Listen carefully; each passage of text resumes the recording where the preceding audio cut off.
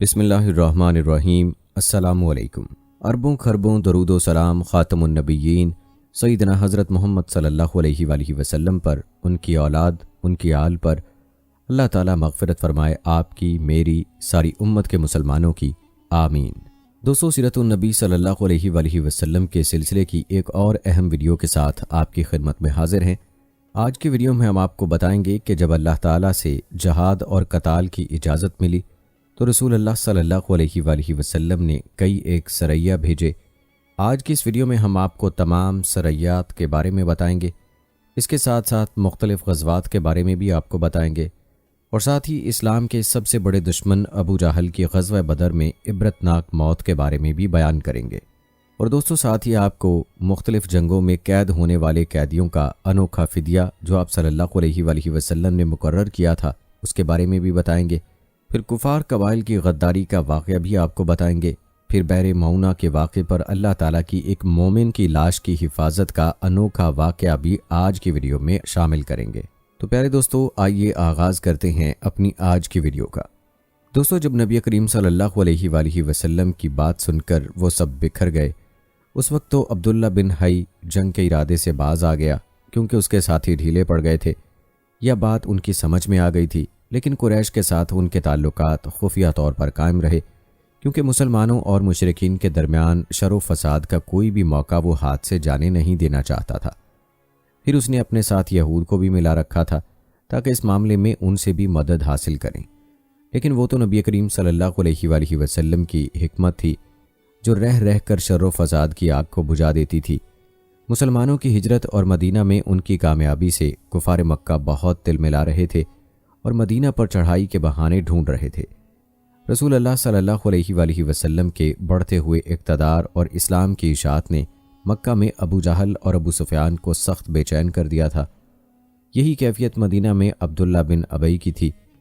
اس نے قریش کے حوصلے بڑھائے اور انہیں یقین دہانی کرائی کہ اگر تم نے مدینہ پر دھاوا بولا تو یہودی تمہارا ساتھ دیں گے۔ مسلمان جب سے مدینہ آئے تھے، خطرات بڑھتے جا رہے تھے اور ان کے سروں پر منڈلا رہے تھے۔ یہی وجہ تھی کہ مسلمانوں نے راتوں کو جاگ جاگ کر مدینہ کا پہرا دیا۔ ادھر قریش نے مدینہ کو تباہ و برباد کرنے کا ارادہ کر لیا۔ اس غرض کے لیے انہوں نے کئی قبائل کو اپنا ہم نوا بنا لیا۔ چنانچہ جب نبی کریم صلی اللہ علیہ وآلہ وسلم کو خبر ہوئی تو آپ نے دو تدابیر اختیار کیں۔ پہلی یہ کہ قریش کے شامی تجارت بند کر دی جائے تاکہ وہ مجبور ہو کر مدینہ منورہ پر حملہ آور ہونے کا ارادہ ترک کر دیں۔ دوسری یہ کہ مدینے کے آس پاس کے قبیلوں سے امن و امان کا معاہدہ کیا جائے تاکہ اگر قریش جنگ مسلط کریں تو انہیں غیر جانبدار رکھا جا سکے۔ جب اللہ تعالیٰ کی طرف سے جہاد اور قتال کی اجازت دی گئی تو رسول اللہ صلی اللہ علیہ وآلہ وسلم نے کئی ایک سریہ بھیجے اور غزوات میں حصہ لیا۔ ان کی مختصر تفصیل کچھ یوں ہے۔ اس سلسلے میں پہلا سریہ جو رسول اللہ صلی اللہ علیہ وآلہ وسلم نے بھیجا وہ سریہ سیف البحر تھا۔ اسے آپ نے رمضان یکم ہجری بمطابق مارچ 623 عیسوی میں بھیجا اور اپنے چچا سیدنا حمزہ رضی اللہ تعالی عنہ کو اس سریے کا امیر بنایا اور 30 مہاجرین کو ان کے زیر کمان شام سے آنے والے ایک قریشی قافلے کا پتہ لگانے کے لیے بھیجا۔ اس قافلے میں 300 آدمی تھے جن میں ابو جہل بھی تھا۔ مسلمان ایس کے اطراف میں ساحل سمندر کے پاس پہنچے تو قافلے کا سامنا ہو گیا۔ دونوں فریق جنگ کے لیے صف آرا ہو گئے۔ قریب تھا کہ جنگ ہو جاتی، لیکن قبیلہ جہینہ کے سردار نے بیچ بچاؤ کرا دیا۔ دونوں فریقین واپس چلے گئے۔ یہ اسلامی تاریخ کا پہلا سریہ اور پہلا فوجی عمل تھا۔ اس کا جھنڈا سفید تھا اور یہ اسلامی تاریخ کا پہلا جھنڈا تھا۔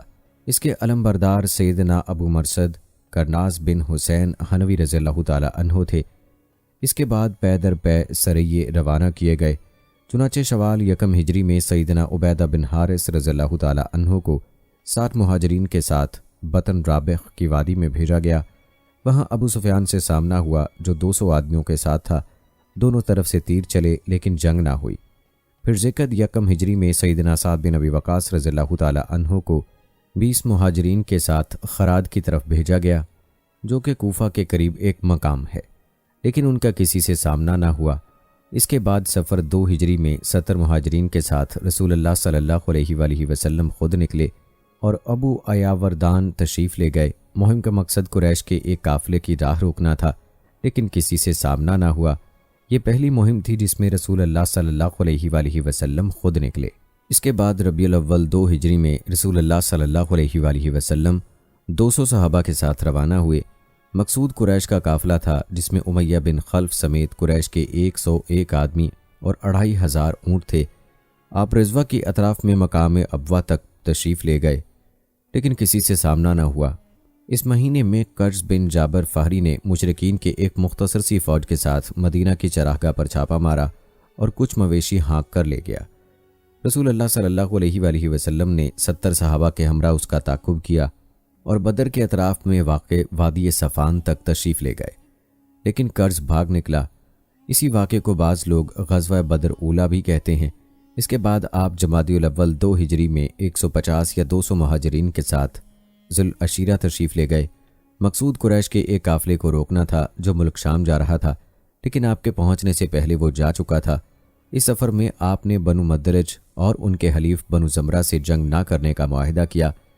پھر رجب 2 ہجری میں نبی کریم صلی اللہ علیہ وآلہ وسلم نے سیدنا عبداللہ بن جہش رضی اللہ تعالی عنہ کو 12 مہاجرین کے ساتھ مکہ اور طائف کے درمیان ایک مقام نخلہ کی طرف روانہ کیا۔ مقصد یہ تھا کہ وہ قریش کے ایک قافلے کی خبر لائیں، لیکن ان لوگوں نے قافلے پر حملہ کر کے عمر بن حضرمی کو قتل کر کے اور عبداللہ بن مغیرہ کے بیٹے عثمان اور اس کے غلام حکیم بن کسان کو قید کر لیا اور قافلے کو ہانک لائے۔ ان کے ایسا کرنے پر آپ صلی اللہ علیہ وآلہ وسلم ان سے ناراض ہوئے، چنانچہ قیدیوں کو چھوڑ دیا گیا اور مقتول کا خون بہا ادا کیا گیا۔ یہ واقعہ رجب کی آخری تاریخ کو پیش آیا تھا، اس لیے مشرکین نے شور مچایا کہ مسلمانوں نے حرام مہینے کی حرمت پامال کر ڈالی۔ اس پر سورہ بقرہ کی آیت 217 نازل ہوئی۔ لوگ آپ سے حرام مہینے میں جنگ کے بارے میں پوچھتے ہیں، آپ ان سے کہہ دیجئے کہ اس مہینے میں جنگ کرنا بڑا ظلم ہے، اور اللہ کی راہ سے روکنا اور اس کے ساتھ کفر کرنا، مسجد حرام سے روکنا اور اس کے باشندوں کو وہاں سے نکالنا، یہ سب اللہ کے نزدیک اور زیادہ بڑا ظلم ہے اور فتنہ قتل سے بڑھ کر ہے۔ یہ تھی جنگی نقل و حرکت جو مدینہ منورہ اور اس کے اطراف کے امن کی حفاظت کے لیے نبی کریم صلی اللہ علیہ وآلہ وسلم اور مسلمانوں نے قائم کر رکھی تھی۔ اس سے قریش کو یہ بتلانا بھی مقصود تھا کہ اگر وہ اپنے شر سے باز نہ آئے تو انجام برا ہوگا، لیکن وہ اپنی خودسری اور تکبر میں بڑھتے ہی چلے گئے۔ چنانچہ بدر کے میدان میں انہوں نے اس کی سزا پا لی اور جزا بہرحال گھاٹے ہی کی تھی۔ 17 رمضان 2 ہجری کو غزوہ بدر ہوا۔ یہ قریش اور مسلمانوں کے درمیان پہلا فیصلہ کن معرکہ تھا۔ اس کا سبب یہ ہوا کہ رسول اللہ صلی اللہ علیہ وآلہ وسلم جس قافلے کے لیے ذوالعشیرہ تشریف لے گئے تھے اور وہ بچ کر شام چلا گیا تھا، آپ صلی اللہ علیہ وآلہ وسلم اس کی طاق میں تھے اور اس کی خبر لانے کے لیے آپ نے شام کے مقام حران تک طلحہ بن عبید اللہ اور سعید بن زید رضی اللہ تعالی عنہ کو بھیجا۔ چنانچہ جیسے ہی قافلہ وہاں سے گزرا، انہوں نے فوراً مدینہ منورہ خبر پہنچائی۔ اس قافلے میں اہل مکہ کی بڑی دولت تھی، یعنی 1000 اونٹ جن پر کم از کم 262 کلو سونے کے مالیت کا سامان تھا، جس کی حفاظت کے لیے صرف 40 آدمی تھے۔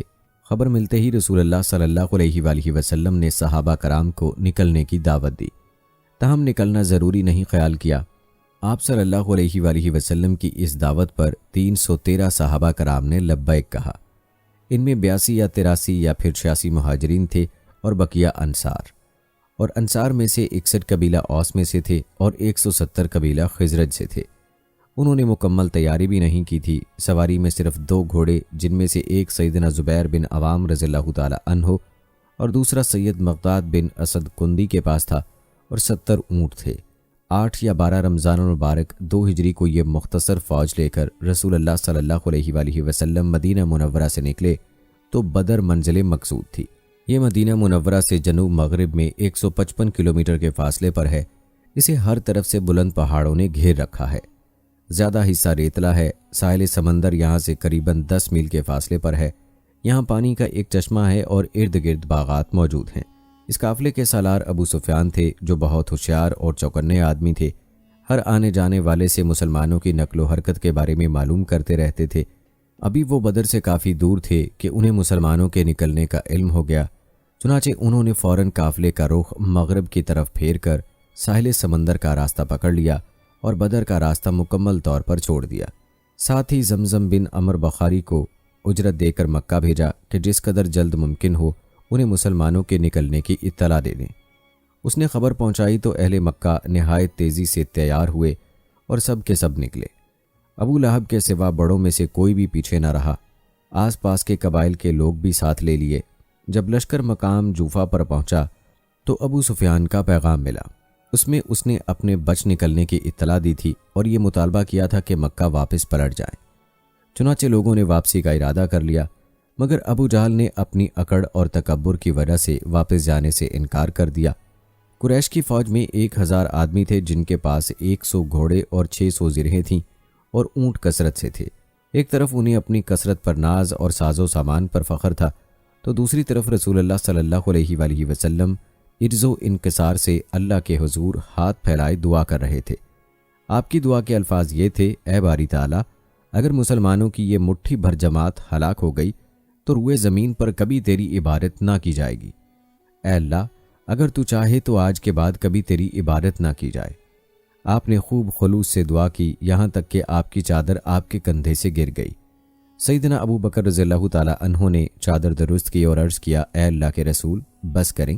آپ نے اپنے رب کے حضور جی بھر کر دعا فرما لی۔ دونوں لشکر آمنے سامنے آئے تو سب میں سے پہلے مشرکین کے بہترین سالار عتبہ، شیبہ اور ولید بن عتبہ میدان میں آئے۔ عتبہ اور شیبہ ربیہ کے بیٹے تھے۔ انہوں نے للکار کر کہا: آؤ، کون ہے تم میں سے جو ہمارے مقابلے میں آتا ہے؟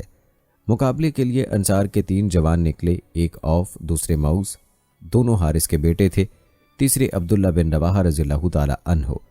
قریش نے کہا: تم کون لوگ ہو؟ انہوں نے کہا: ہم انصار کی ایک جماعت ہیں۔ قریشیوں نے کہا کہ آپ شریف مد مقابل ہیں، لیکن ہمیں آپ سے سروکار نہیں، ہم تو اپنے چچیرے بھائیوں کو چاہتے ہیں۔ پھر ان کی منادی نے آواز لگائی: محمد ہمارے پاس ہماری قوم کے ہمسروں کو بھیجو۔ رسول اللہ صلی اللہ علیہ وآلہ وسلم نے فرمایا: عبیدہ بن حارث اٹھو، حمزہ اٹھو، علی اٹھو۔ جب یہ لوگ اٹھے اور قریشیوں کے پاس پہنچے تو انہوں نے پوچھا: آپ کون لوگ ہیں؟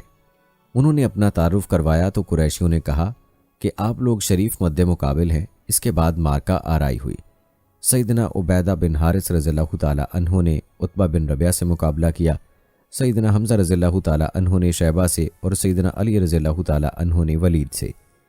سیدنا حمزہ رضی اللہ تعالی عنہ اور سیدنا علی رضی اللہ تعالی عنہ نے اپنے اپنے مد مقابل کو جھٹ سے مار دیا، لیکن سیدنا عبیدہ بن حارث رضی اللہ تعالی عنہ اور ان کے مد مقابل کے درمیان ایک ایک وار کا تبادلہ ہوا اور دونوں نے ایک دوسرے کو گہرا زخم لگایا۔ اتنے میں سیدنا حمزہ اور سیدنا علی رضی اللہ تعالی عنہ اپنے اپنے شکار سے فارغ ہو کر آ گئے۔ آتے ہی عتبہ پر ٹوٹ پڑے اور اس کا کام تمام کیا۔ پھر سیدنا عبیدہ رضی اللہ تعالی عنہ کو اٹھا لائے۔ ان کا پاؤں کٹ گیا تھا اور ان کی آواز بند ہو گئی تھی، جو مسلسل بند ہی رہی، یہاں تک کہ جنگ کے تیسرے یا چوتھے یا 5ویں روز مسلمان جب مدینے سے واپس ہوتے ہوئے وادی صفرا سے گزر رہے تھے تو ان کا انتقال ہو گیا۔ مبارزت کا نتیجہ مشرکین کے لیے برا ثابت ہوا، چنانچہ وہ غصے سے پاگل ہو کر مسلمانوں کی صفوں میں تندہی سے ٹوٹ پڑے۔ گھمسان کا رن پڑا اور پشتوں کے پشتے لگ گئے۔ اس سے مشرکین کی صفوں میں اضطراب کی لہر دوڑ گئی۔ تابوت اکبر ابو جہل نے اپنی صفوں میں اس طرح کی ابتدائی لہر دیکھی تو چاہا کہ اس سیلاب کے سامنے ڈٹ جائیں، چنانچہ وہ اپنے لشکر کو للکارتا ہوا تکبر سے کہنے لگا: لات و عزا کی قسم، ہم اس وقت تک واپس نہیں ہوں گے جب تک انہیں رسیوں میں نہ جکڑ لیں۔ دیکھو تمہارا کوئی آدمی ان کے کسی آدمی کو قتل نہ کرے، بلکہ انہیں پکڑو اور گرفتار کرو تاکہ ہم ان کو اس حرکت کا مزہ چکھائیں۔ لیکن اسے اس غرور کی حقیقت کا بہت جلد پتہ چل گیا، کیونکہ چند ہی لمحے بعد مسلمانوں کے حملے کی تندہی کے سامنے مشرکین کی صفیں پھٹنا شروع ہو گئیں۔ البتہ ابو جہل اب بھی اپنے گرد مشرکین کا ایک غول لیے جمع ہوا تھا۔ اس غول نے ابو جہل کے چاروں طرف تلواروں کی باڑ اور نیزوں کا ایک جنگل قائم کر رکھا تھا، لیکن غیرت مند مسلمانوں کے اسلامی ہجوم کی آندھی نے اس باڑ کو بھی بکھیر دیا اور اس جنگل کو بھی اکھیڑ دیا۔ اس کے بعد ابو جہل دکھائی دیا۔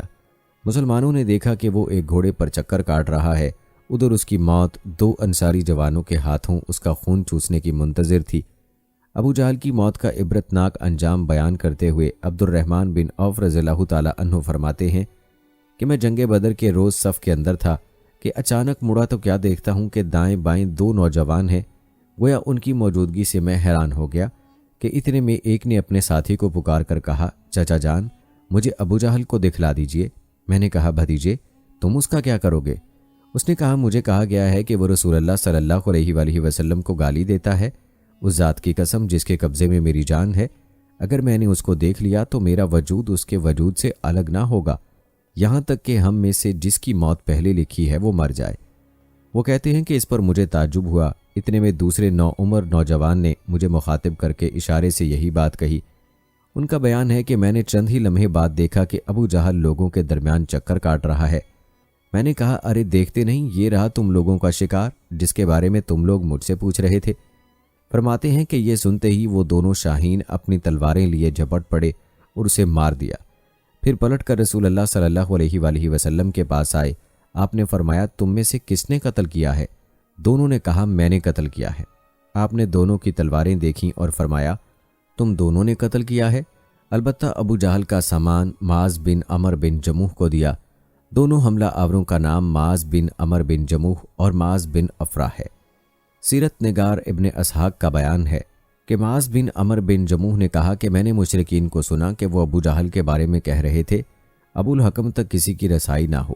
معاذ بن عمر کہتے ہیں کہ میں نے جب یہ بات سنی تو اسے اپنے نشانے پر لے لیا اور اس کی سمت جمع رہا۔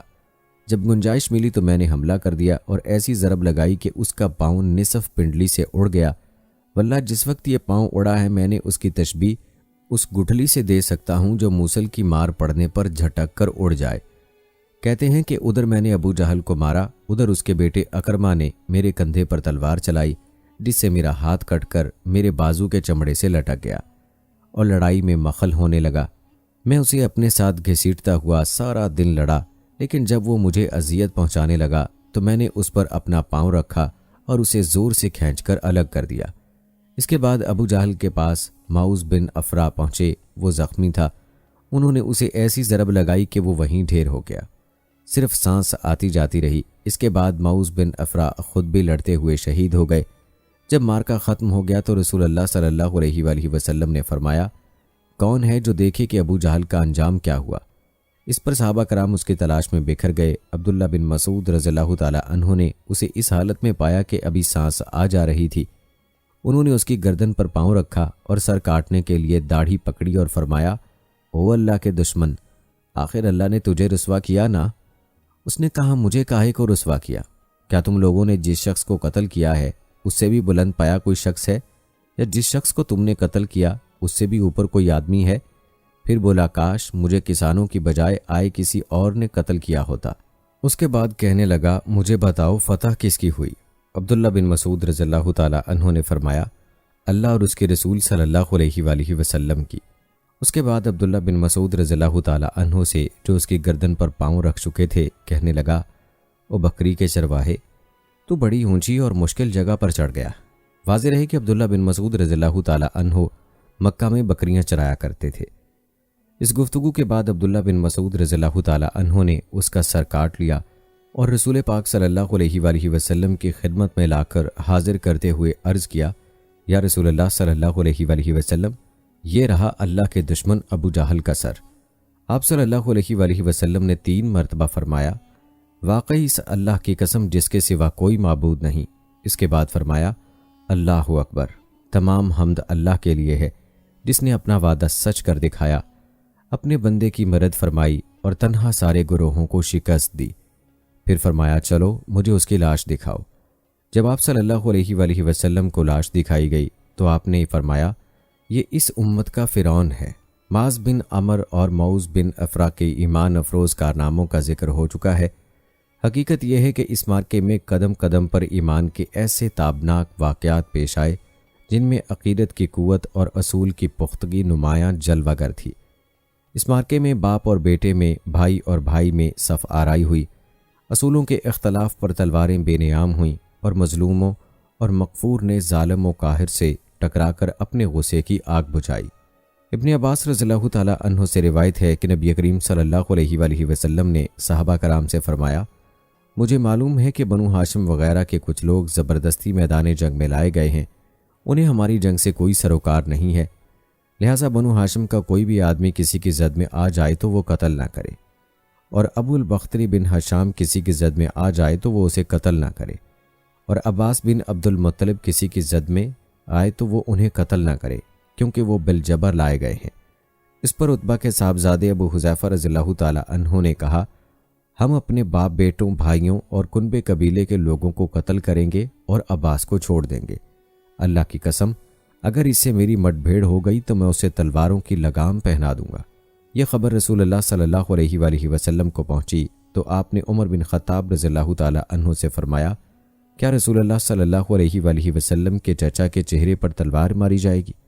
عمر بن خطاب رضی اللہ تعالی عنہ نے فرمایا، یا رسول اللہ صلی اللہ علیہ وآلہ وسلم، مجھے چھوڑیے، میں اس شخص کی تلوار سے گردن اڑا دوں، کیونکہ اللہ کی قسم یہ شخص منافق ہو گیا ہے۔ بعد میں ابو حنیفہ رضی اللہ تعالی عنہ کہا کرتے تھے، اس دن میں نے جو بات کہہ دی تھی اس کی وجہ سے مجھے برابر خوف لگا رہتا ہے، صرف یہی صورت ہے کہ میری شہادت اس کا کفارہ بن جائے۔ اور بالآخر وہ یمامہ کی جنگ میں شہید ہو ہی گئے۔ ابو البختری کو قتل کرنے سے اس لیے منع کیا گیا تھا کہ مکے میں سب سے زیادہ رسول اللہ صلی اللہ علیہ وآلہ وسلم کی ایذا رسانی میں یہ شخص اپنا ہاتھ روکے ہوئے تھا۔ آپ کو کسی قسم کی کوئی تکلیف نہ پہنچاتا تھا اور نہ اس کی طرف سے کوئی ناگوار بات سننے میں آتی تھی، اور یہ ان لوگوں میں سے تھا جن لوگوں نے بنی ہاشم اور بنی مستلق کے بائیکاٹ کا صحیفہ چاک کیا۔ لیکن اس سب کے باوجود ابو البختری کو قتل کر دیا گیا۔ ہوا یہ کہ مجزر بن زیاد سے اس کی مٹ بھیڑ ہو گئی۔ اس کے ساتھ اس کا ایک اور ساتھی بھی تھا، دونوں ساتھ ساتھ لڑ رہے تھے۔ مجزر نے کہا، ابو البختری، رسول اللہ صلی اللہ علیہ وآلہ وسلم نے ہمیں آپ کو قتل کرنے سے منع کیا ہے۔ اس نے کہا، اور میرا ساتھی؟ مجزر نے کہا، نہیں واللہ، ہم آپ کے ساتھی کو نہیں چھوڑ سکتے۔ اس نے کہا، اللہ کی قسم، تب میں اور وہ دونوں مریں گے۔ اس کے بعد دونوں نے لڑائی شروع کر دی۔ مجزر میں مجبوراً اسے بھی قتل کر دیا۔ مکے میں جاہلیت کے زمانے سے عبد الرحمن بن عوف رضی اللہ تعالی عنہ اور امیہ بن خلف میں باہم دوستی تھی۔ جنگ بدر کے روز امیہ اپنے لڑکے علی کا ہاتھ پکڑے کھڑا تھا کہ ادھر سے عبد الرحمن بن عوف رضی اللہ تعالی عنہ کا گزر ہوا۔ وہ دشمن سے کچھ زریں چھین کر لادے ہوئے لے جا رہے تھے۔ امیہ نے انہیں دیکھ کر کہا، کیا تمہیں میری ضرورت ہے؟ میں تمہاری ان زروں سے بہتر ہوں۔ آج جیسا منظر تو میں نے دیکھا ہی نہیں۔ کیا تمہیں دودھ کی حاجت نہیں؟ مطلب یہ تھا کہ جو مجھے قید کرے گا بدلے میں اسے دودھ والی اونٹنیاں دوں گا۔ یہ سن کر عبد الرحمن بن عوف رضی اللہ تعالی عنہ نے زرہیں پھینک دیں اور دونوں کو گرفتار کر کے آگے بڑھے۔ حضرت عبد الرحمن بن عوف رضی اللہ تعالی عنہ کہتے ہیں کہ میں امیہ اور اس کے بیٹے کے درمیان چل رہا تھا کہ امیہ نے پوچھا کہ آپ لوگوں میں سے کون سا آدمی جو اپنے سینے پر شتر مرغ کا پر لگائے ہوئے تھا؟ میں نے کہا، وہ حمزہ بن عبد المطلب رضی اللہ تعالی عنہ تھے۔ امیہ نے کہا، یہی شخص ہے جس نے ہمارے اندر تباہی مچا رکھی تھی۔ سیدنا عبد الرحمن بن عوف رضی اللہ تعالی عنہ کہتے ہیں کہ واللہ ان دونوں کے لیے جا رہا تھا کہ اچانک بلال رضی اللہ تعالی عنہ نے امیہ کو میرے ساتھ دیکھ لیا تو انہوں نے کہا، او ہو، کفار کا سرغنہ امیہ بن خلف، اب تو یا یہ بچے گا یا میں بچوں گا۔ میں نے کہا، اے بلال، یہ میرا قیدی ہے۔ انہوں نے کہا، اب یا تو میں رہوں گا یا یہ رہے گا۔ پھر نہایت بلند آواز میں پکارا، اے اللہ کے مددگارو، یہ رہا کفار کا سرغنہ امیہ بن خلف، اب یا تو میں رہوں گا یا یہ رہے گا۔ عبد الرحمن بن عوف رضی اللہ تعالی عنہ کہتے ہیں کہ اتنے میں لوگوں نے ہمیں گھیرے میں لے لیا۔ میں ان کا بچاؤ کر رہا تھا، لیکن اتنے میں ان لوگوں میں سے ایک نے ان کے بیٹے کے پاؤں پر تلوار سے ضرب لگائی اور وہ وہیں گر گیا۔ ادھر امیہ نے اتنے زور سے چیخ ماری کہ میں نے اتنے زور سے چیخ کبھی نہیں سنی تھی۔ میں نے کہا، نکل بھاگو، مگر آج بھاگنے کی گنجائش نہیں۔ اللہ کی قسم، میں تمہارے کسی کام نہیں آ سکتا۔ عبد الرحمن بن عوف رضی اللہ تعالی عنہ کہتے ہیں کہ لوگوں نے اپنی تلواروں سے ان دونوں کو کاٹ کر ان کا کام تمام کر دیا۔ اس کے بعد عبد الرحمن بن عوف رضی اللہ تعالی عنہ کہا کرتے تھے کہ اللہ بلال رضی اللہ تعالی عنہ پر رحم کرے، میری زرہیں بھی گئیں اور میرے قیدی کے بارے میں مجھے تڑپا بھی دیا۔ سیدنا عمر بن خطاب رضی اللہ تعالی عنہ نے اپنے ماموں عاص بن ہشام بن مغیرہ کو قتل کیا۔ سیدنا ابو بکر صدیق رضی اللہ تعالی عنہ نے اپنے بیٹے عبد الرحمن کو، جو اس وقت مشرکین کے ہمراہ تھے، پکار کر کہا، او خبیث، میرا مال کہاں ہے؟ عبد الرحمن نے جواب میں ایک شعر کہا جس کا ترجمہ یوں ہے، ہتھیار، تیز رو گھوڑے اور اس تلوار کے سوا کچھ باقی نہیں جو بڑھاپے کی گمراہی کا خاتمہ کرتی ہے۔ جس وقت مسلمانوں نے مشرکین کی گرفتاری شروع کی، رسول اللہ صلی اللہ علیہ وآلہ وسلم چھپر میں تشریف فرما تھے اور سعد بن معاذ رضی اللہ تعالی عنہ تلوار لیے دروازے پر پہرا دے رہے تھے۔ رسول اللہ صلی اللہ علیہ وآلہ وسلم نے دیکھا کہ سعد رضی اللہ تعالی عنہ کے چہرے پر لوگوں کی اس حرکت کا ناگوار اثر پڑ رہا ہے۔ آپ نے فرمایا، اے سعد، ایسا محسوس ہوتا ہے کہ تم کو مسلمانوں کا یہ کام ناگوار ہے۔ انہوں نے کہا جی ہاں، اللہ کی قسم، اے اللہ کے رسول، یہ اہل شرک کے ساتھ پہلا معرکہ ہے جس کا موقع اللہ نے ہمیں فراہم کیا ہے، اس لیے اہل شرک کو باقی چھوڑنے کی بجائے مجھے یہ بات زیادہ پسند ہے کہ انہیں خوب قتل کیا جائے اور اچھی طرح کچل دیا جائے۔ اس جنگ میں سیدنا عکاشہ رضی اللہ تعالی عنہ کی تلوار ٹوٹ گئی۔ وہ رسول اللہ صلی اللہ علیہ وآلہ وسلم کی خدمت میں حاضر ہوئے تو آپ نے انہیں ایک چھڑی تھما دی۔ آپ صلی اللہ علیہ وآلہ وسلم نے انہیں فرمایا عکاشہ اسی سے لڑائی کرو۔ انہوں نے اس چھڑی کو رسول اللہ صلی اللہ علیہ وآلہ وسلم سے پکڑ کر لہرایا تو وہ ایک چمچماتی ہوئی سفید تلوار بن گئی۔ پھر انہوں نے اسی سے لڑائی کی یہاں تک کہ اللہ نے مسلمانوں کو فتح نصیب کر دی۔ اس تلوار کا نام اون یعنی مدد رکھا گیا تھا۔ یہ تلوار مستقل عکاشہ رضی اللہ تعالی عنہ کے پاس رہی اور وہ اسی کو لڑائیوں میں استعمال کرتے رہے، یہاں تک کہ دور صدیقی میں مرتدین کے خلاف جنگ کرتے ہوئے شہید ہو گئے۔ اس وقت بھی یہ تلوار ان کے پاس ہی تھی۔ خاتمہ جنگ کے بعد مصعب بن عمیر بدری رضی اللہ تعالی عنہ اپنے بھائی ابو عزیز عمیر عبدری رضی اللہ تعالی عنہ کے پاس گزرے۔ ابو عزیز نے مسلمانوں کے خلاف جنگ لڑی تھی اور اس وقت ایک انصاری صحابی ان کا ہاتھ باندھ رہے تھے۔ مصعب نے اس انصاری سے کہا اسی شخص کے ذریعے اپنے ہاتھ مضبوط کرنا، اسی شخص کی ماں بہت مالدار ہے، وہ غالباً تمہیں اچھا فدیہ دے گی۔ اس پر ابو عزیز نے اپنے بھائی مصعب رضی اللہ تعالی عنہ سے کہا کیا میرے بارے میں تمہاری یہی وصیت ہے؟ مصعب رضی اللہ تعالی عنہ نے فرمایا ہاں، تمہاری بجائے یہ انصاری میرا بھائی ہے۔ جب مشرکین کی لاشوں کو کنویں میں ڈالنے کا حکم دیا گیا اور عتبہ بن ربیعہ کو کنویں کی طرف گھسیٹ کر لے جایا جانے لگا تو رسول اللہ صلی اللہ علیہ وآلہ وسلم نے اس کے صاحبزادے ابو حذیفہ رضی اللہ تعالی عنہ کے چہرے پر نظر ڈالی، دیکھا تو غم زدہ تھے، چہرہ بدلا ہوا تھا۔ آپ صلی اللہ علیہ وآلہ وسلم نے فرمایا ابو حذیفہ، غالباً اپنے والد کے سلسلے میں تمہارے دل کے اندر کچھ احساسات ہیں؟ انہوں نے کہا نہیں واللہ یا رسول اللہ صلی اللہ علیہ وآلہ وسلم، میرے اندر میرے باپ کے بارے میں اور اس کے قتل کے بارے میں ذرا بھی لرزش نہیں۔ البتہ میں اپنے باپ کے بارے میں جانتا تھا کہ ان میں دور اندیشی ہے، سوجھ بوجھ اور فضل و کمال ہے، اس لیے میں آس لگائے بیٹھا تھا کہ یہ خوبیاں انہیں اسلام تک پہنچا دے گی، لیکن اب ان کا انجام دیکھ کر اور اپنی توقع کے خلاف کفر پر ان کا خاتمہ دیکھ کر مجھے افسوس ہے۔ اس پر رسول اللہ صلی اللہ علیہ وآلہ وسلم نے سیدنا ابو حذیفہ رضی اللہ تعالی عنہ کے حق میں دعائے خیر فرمائی اور ان سے بھلی بات کہی۔ آخر کار اسلام نے کفر پر فتح پائی۔ اس غزوہ بدر میں قریش کا سردار ابو جہل بھی مارا گیا۔ یہ وہی ابو جہل تھا جس نے نبی کریم صلی اللہ علیہ وآلہ وسلم پر مسلمانوں پر ظلم و ستم کے پہاڑ توڑے تھے۔ 70 کافر موت کے گھاٹ اترے، 70 ہی گرفتار ہوئے، باقی دم دبا کر بھاگ نکلے۔ مسلمانوں میں صرف 14 شہید ہوئے، ان میں 6 مہاجر اور 8 انصاری تھے۔ اس جنگ نے اسلام کے دشمنوں کی طاقت کا جنازہ نکال دیا، ان کا بھرم کھل گیا اور ان کا غرور خاک میں مل گیا۔ جب رسول اللہ صلی اللہ علیہ وآلہ وسلم مدینہ پہنچ چکے تو آپ نے قیدیوں کے بارے میں مشورہ کیا۔ سیدنا ابو بکر صدیق رضی اللہ تعالی عنہ نے فدیہ لینے کی رائے دی، جبکہ سیدنا عمر رضی اللہ تعالی عنہ کی رائے یہ تھی کہ انہیں قتل کر دیا جائے۔ انہوں نے فرمایا میرا قریبی میرے حوالے کرو اور میں اسے قتل کروں۔ عقیل بن ابی طالب سیدنا علی رضی اللہ تعالی عنہ کے حوالے کریں، وہ اس کی گردن کو اڑائیں یہاں تک کہ اللہ کو معلوم ہو جائے کہ ہمارے دلوں میں مشرکین کے لیے ذرا برابر رحم نہیں۔ رسول اللہ صلی اللہ علیہ وآلہ وسلم نے فدیہ لینا طے کیا۔ یہ فدیہ 4000 سے 3000 اور کم از کم 1000 درہم تک تھا، اور ان میں سے جو لکھنا پڑھنا جانتے تھے ان کا فدیہ یہ قرار دیا گیا کہ وہ 10 بچوں کو لکھنا پڑھنا سکھا دیں۔ غزوہ بدر میں قریش کے 70 آدمی مارے گئے، ان میں عتبہ اور ابو جہل جیسے رئیس شامل تھے۔ ابو جہل کے بعد قریش کا سردار ابو سفیان کو بنایا گیا، یہ بنو امیہ سے تھے۔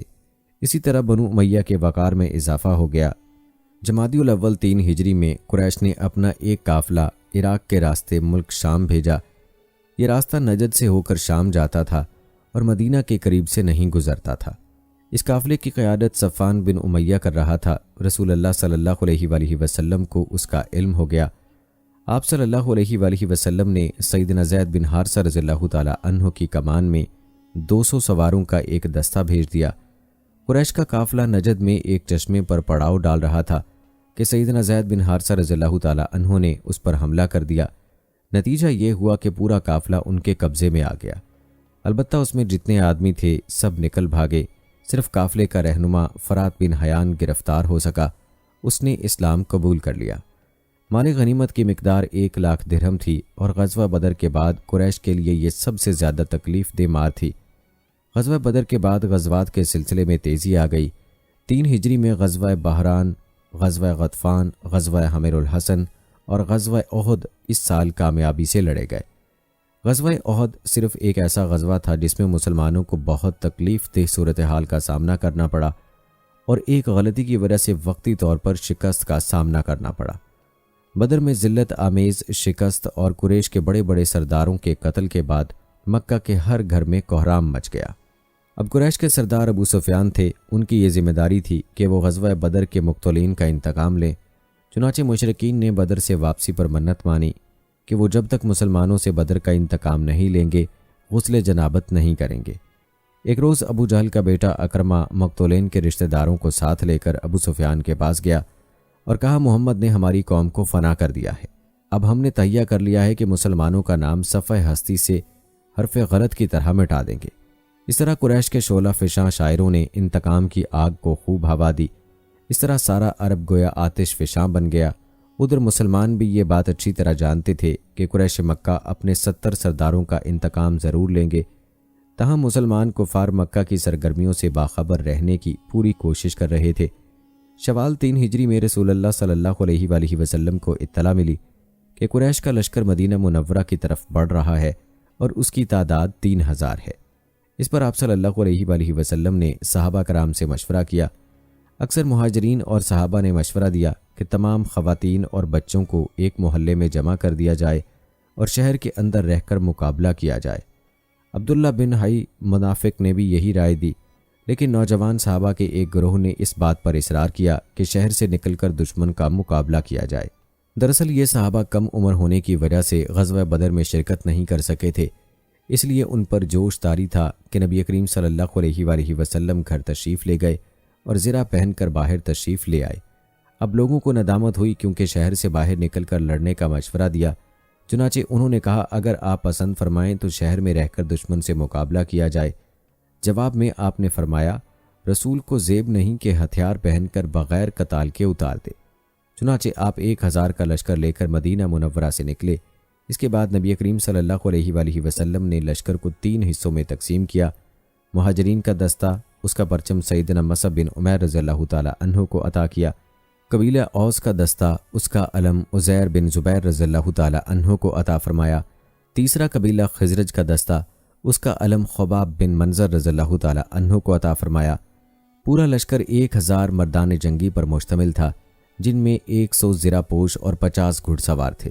سیدنا ابن ام مکتوم رضی اللہ تعالی عنہ کو اس کام پر مقرر فرما دیا گیا کہ وہ مدینہ کے اندر رہ جانے والے لوگوں کو نماز پڑھائیں گے۔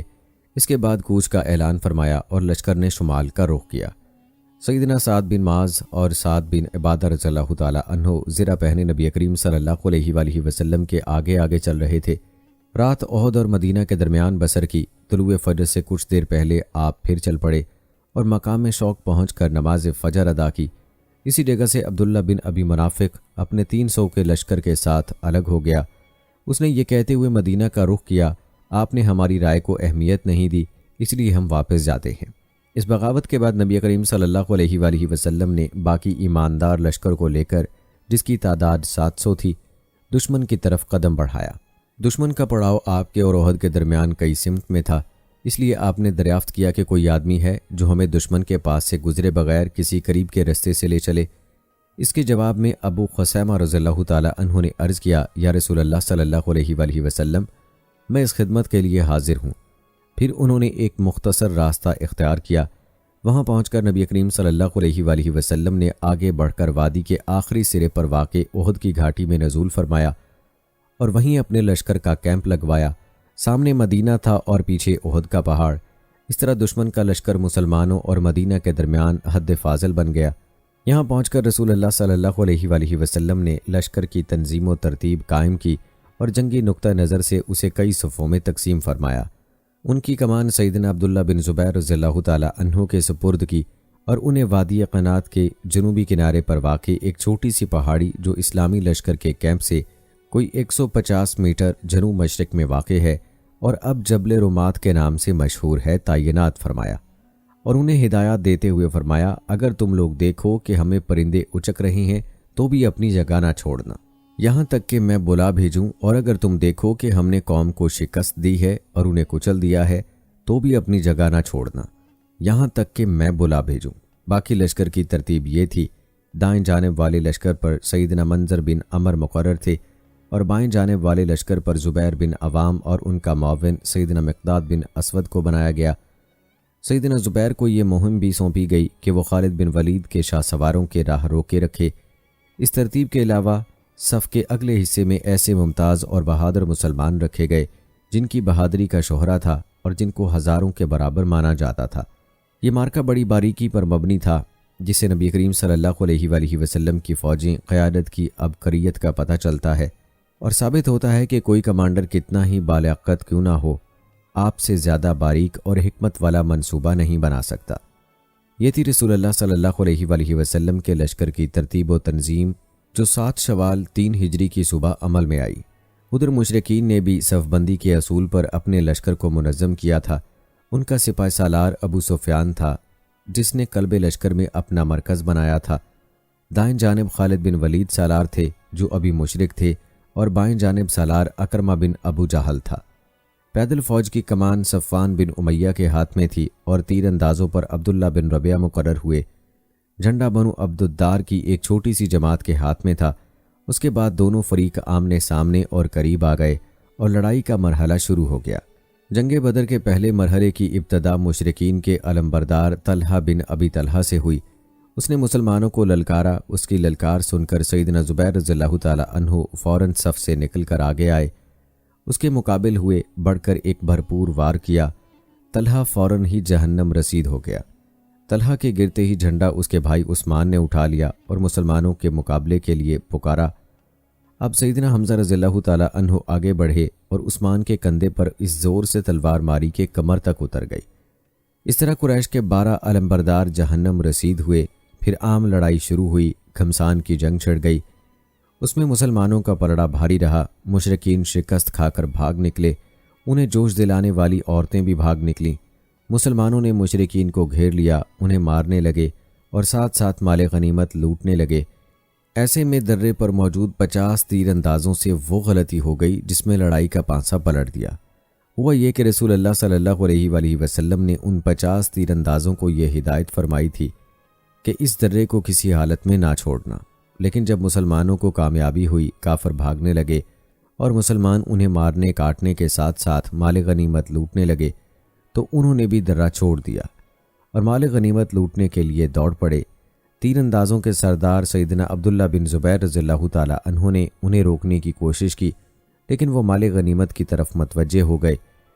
قریشی فوج میں خالد بن ولید موجود تھے، انہیں اللہ نے غضب کی جنگی مہارت عطا کی تھی۔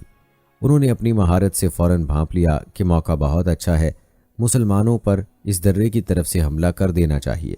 چنانچہ انہوں نے اپنے لشکر کو ساتھ لیا اور چکر کاٹ کر درے پر پہنچ گئے۔ وہاں سیدنا عبداللہ بن زبیر رضی اللہ تعالی عنہ اور ان کے ساتھیوں کو شہید کر کے یہ لوگ پیچھے کی طرف سے مسلمانوں پر ٹوٹ پڑے۔ اس طرح مسلمان دونوں طرف سے کافروں کے نرغے میں آ گئے۔ اس طرح 700 مسلمانوں کی فوج اچانک 3000 کافروں کے گھیرے میں آ گئی۔ زبردست جنگ ہوئی، 70 صحابہ شہید ہو گئے، مسلمان منتشر ہو کر رہ گئے۔ اسلامی فوج کے علمبردار سیدنا مصعب بن عمیر رضی اللہ تعالی عنہ کی شکل و صورت رسول اللہ صلی اللہ علیہ وآلہ وسلم سے بہت ملتی جلتی تھی۔ وہ شہید ہو گئے تو لوگوں نے سمجھا کہ رسول اللہ صلی اللہ علیہ وآلہ وسلم شہید ہو گئے۔ اس خبر سے مسلمان فوج کا دل بددل ہو گیا، ان میں سراسیمگی پھیل گئی، وہ مایوس ہو گئے۔ بڑے بڑے بہادروں کی طاقت جواب دے گئی۔ کچھ دیر بعد اتفاق سے کعب بن مالک رضی اللہ تعالی عنہ نے رسول اللہ صلی اللہ علیہ وآلہ وسلم کو دیکھ لیا۔ وہ بلند آواز سے پکارے، مسلمانوں، رسول اللہ صلی اللہ علیہ وآلہ وسلم زندہ ہیں۔ مسلمان اس طرف لپکے اور ان کو اپنے گھیرے میں لے لیا۔ لڑائی کے دوران ایک پتھر آپ صلی اللہ علیہ وآلہ وسلم کی پیشانی پر لگا، اس سے زرہ کی 2 کڑیاں آپ صلی اللہ علیہ وآلہ وسلم کی پیشانی میں گڑ گئیں۔ ایک اور پتھر آ کر لگا، اسے آپ صلی اللہ علیہ وآلہ وسلم کے 2 دانت شہید ہو گئے۔ مسلمانوں کے پھر سے پلٹ آنے پر آخر کافروں کو پھر بھاگنے کی پڑی۔ 70 مسلمانوں کی لاشیں خون اور مٹی میں لت پت پڑی تھیں۔ کفار نے انتقام کی آگ کو اس طرح ٹھنڈا کیا کہ ان میں سے اکثر کے ناک اور کان کاٹ دیے۔ آپ صلی اللہ علیہ وآلہ وسلم کے چچا سیدنا حمزہ رضی اللہ تعالی عنہ کے جسد خاکی کے بھی اسی طرح سے بے حرمتی کی گئی اور ان کا بھی ناک اور کان کاٹ دیے گئے۔ سرور کائنات حضرت محمد صلی اللہ علیہ وآلہ وسلم نے چچا کے جسم مبارک کو دیکھا تو رونے لگے، تاہم صبر فرمایا۔ قریش مکہ کے لیے دعا فرمائی، اے اللہ میری قوم کو ہدایت فرما کیونکہ وہ مجھے نہیں جانتے۔ اس کے بعد زخمیوں اور شہیدوں کی خبر لینے کے لیے میدان میں آئے۔ بعض لوگ اس وقت تک بعض شہداء کو مدینے کی طرف لے چلے تھے۔ آپ نے انہیں حکم دیا کہ سارے شہداء کو ان کی شہداء گاہ میں واپس لایا جائے اور سارے شہداء کو غسل اور ان کی نماز جنازہ کے بغیر انہی کے کپڑوں میں دفن کیا جائے۔ آپ نے 2 3 شہداء کو ایک ہی قبر میں دفن کیا اور بعض 2 کو ایک ہی کپڑے میں دفن کیا گیا۔ درمیان میں اس کے گھاس ڈال دی گئی۔ بعد میں اس شخص کو آگے کیا جس کو قرآن پاک اچھی طرح سے یاد تھا۔ آپ نے فرمایا کہ میں ان لوگوں کے بارے میں قیامت کے دن گواہی دوں گا۔ لوگوں نے سیدنا حنظلہ بن ابی عامر رضی اللہ تعالی عنہ کی لاش اس حالت میں پائی کہ وہ زمین سے اوپر اٹھی ہوئی تھی اور اس سے پانی ٹپک رہا تھا۔ رحمت دو عالم صلی اللہ علیہ وآلہ وسلم نے فرمایا، فرشتے انہیں غسل دے رہے ہیں۔ ان کا واقعہ یہ ہے کہ ان کی نئی شادی ہوئی تھی، بیوی کے ساتھ ہی تھے کہ جنگ کی دعوت کانوں میں پڑی۔ وہ بیوی کو چھوڑ کر سیدھے میدان جنگ میں آ گئے، پھر حالت جنابت میں ہی لڑتے ہوئے شہید ہو گئے۔ چنانچہ فرشتوں نے انہیں غسل دیا، اسی لیے انہیں غسیل الملائکہ کہا جاتا ہے۔ سیدنا حمزہ رضی اللہ تعالی عنہ کو اتنی چھوٹی چادر میں دفنایا گیا کہ اگر سر ڈھانپا جاتا تو پاؤں کھل جاتے اور اگر پاؤں ڈھانپے جاتے تو سر کھل جاتا۔ چنانچہ پاؤں پر ازخر گھاس ڈال دی گئی۔ یہی صورتحال سیدنا مصعب بن عمیر رضی اللہ تعالی عنہ کے ساتھ پیش آئی۔ شہداء کے دفن اور ان کے لیے دعا کے بعد نبی کریم صلی اللہ علیہ وآلہ وسلم اور صحابہ کرام رضی اللہ تعالی عنہ مدینے کی طرف چلے۔ راستے میں کچھ عورتیں ملی جن کے عزیز شہید ہوئے تھے۔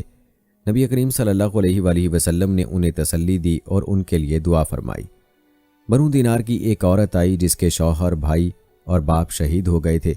جب انہوں نے ان کے عزیزوں کی شہادت کی خبر دی تو بولی، رسول پاک صلی اللہ علیہ وآلہ وسلم کی کیا خبر ہے؟ انہیں بتایا گیا کہ رسول اللہ صلی اللہ علیہ وآلہ وسلم خیریت سے ہیں۔ وہ بولی، میں آپ صلی اللہ علیہ وآلہ وسلم کو دیکھنا چاہتی ہوں۔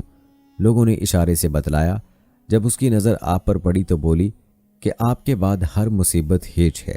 مدینہ پہنچ کر مسلمانوں نے ہنگامی حالت میں رات گزاری۔ جسموں پر زخم ہی زخم تھے، تھکن سے بدن چور تھے اور غم و علم کی کیفیت طاری تھی۔ اس کے باوجود وہ مدینہ کا پہرا دیتے رہے اور رسول اللہ صلی اللہ علیہ وآلہ وسلم کی پہرے داری کرتے رہے۔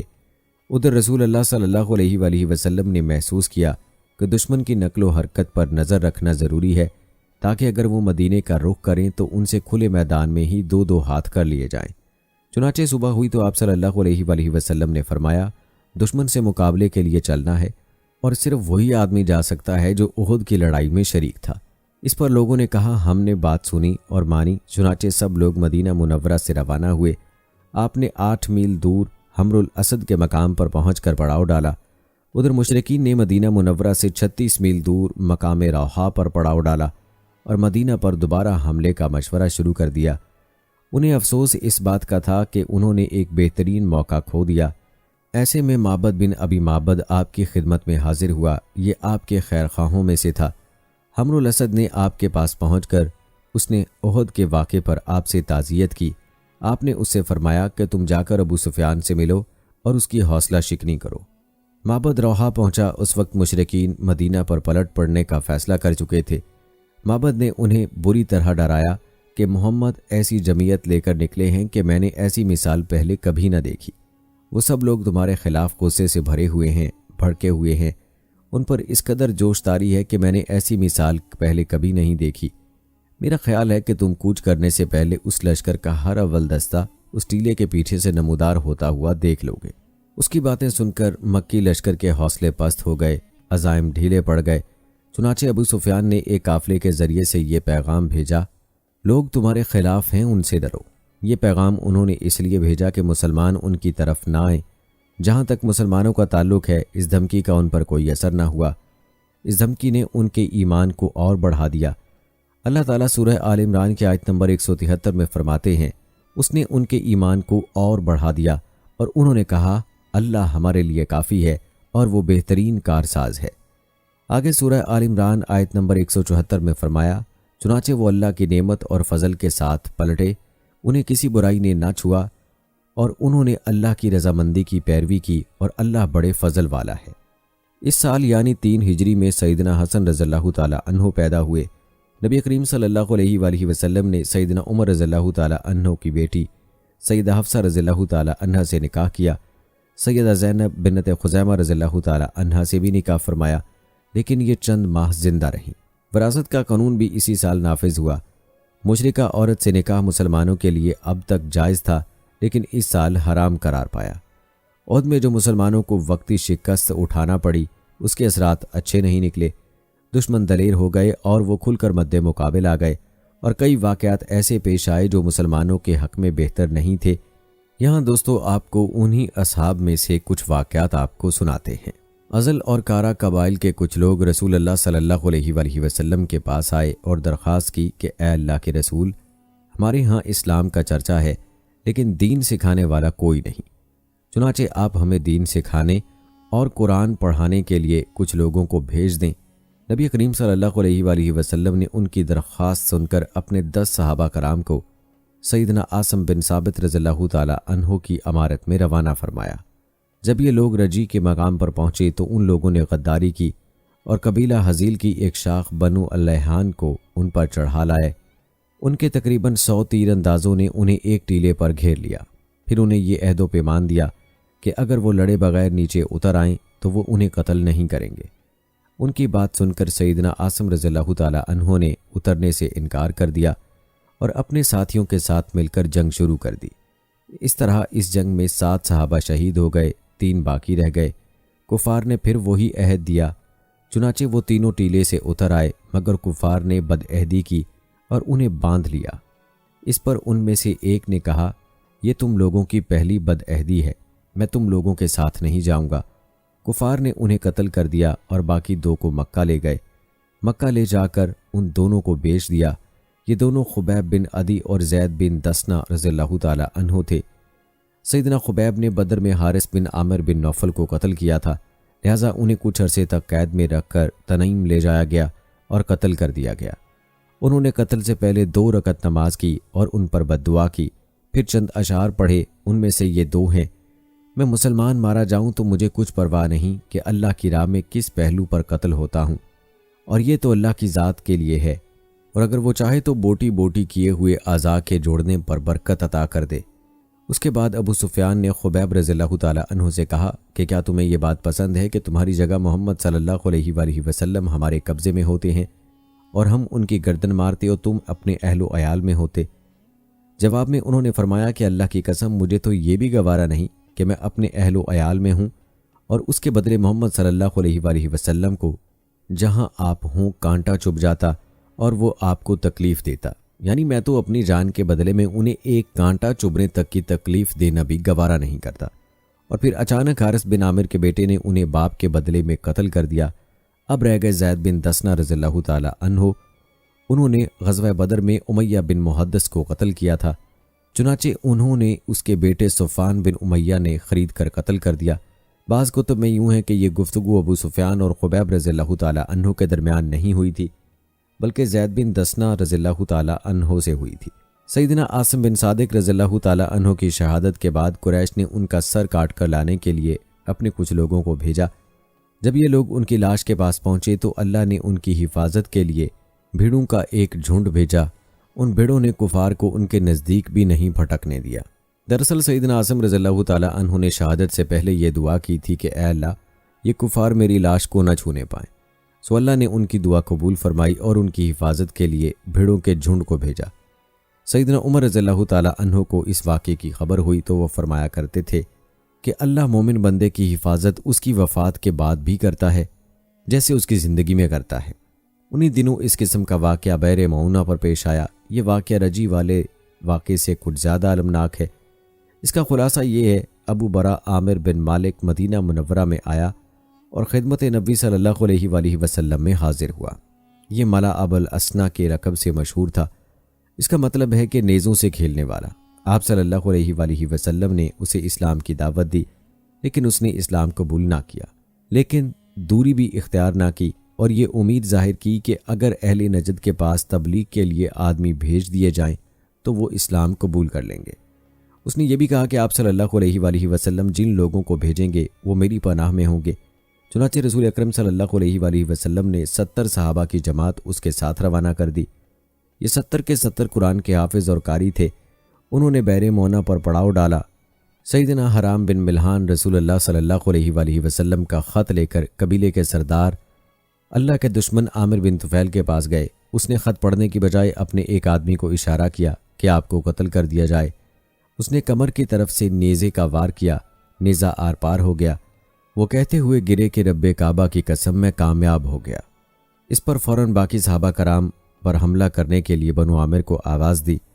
وہ بولا اس لیے نہ آئے کہ ابو عامر بن مالک نے مسلمانوں کو پناہ دی تھی، انہوں نے اس کی آواز پر کان نہ دھرے۔ چنانچہ اس میں بنو سلیم کو آواز دی۔ بنو سلیم اور اس کی چند شاخوں رال، زکوان اور اسیہ نے آ کر صحابہ کرام رضوان اللہ اجمعین کا محاصرہ کر لیا اور سب کو شہید کر ڈالا۔ صرف کعب بن زید اور عمر بن امیہ زمری رضی اللہ تعالیٰ عنہ بچ گئے۔ کعب بن زید تو زخمی تھے، ان لوگوں نے انہیں مردہ خیال کیا، چنانچہ انہیں بعد میں شہداء کے درمیان میں سے اٹھا لیا گیا۔ وہ زندہ رہے اور غزوہ خندق میں شہید ہو گئے۔ عمر بن امیہ زمری منظم بن عقبہ کے ساتھ اونٹ چرانے کے لیے گئے ہوئے تھے۔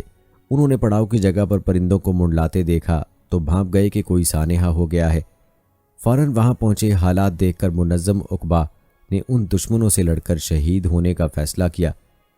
چنانچہ وہ ان سے لڑے اور لڑتے ہوئے شہید ہو گئے۔ عمر بن امیہ کو قید کر لیا گیا۔ جب عامر بن طفیل کو بتایا گیا کہ ان کا تعلق قبیلہ مضر سے ہے تو عامر نے ان کی پیشانی کے بال کٹوا کر انہیں اپنی ماں کے طرف سے آزاد کر دیا۔ اس کی ماں نے ایک گردن آزاد کرنے کی منت مانی تھی۔ جی تو پیارے دوستو، یہ تھی ہماری آج کی ویڈیو۔ امید کرتے ہیں کہ آپ کو پسند آئی ہوگی۔ آج کی ویڈیو کے متعلق اپنی رائے کا اظہار کمنٹ باکس میں لازمی کیجیے گا۔ مجھے اگلی ویڈیو تک اجازت دیں۔ فی امان اللہ۔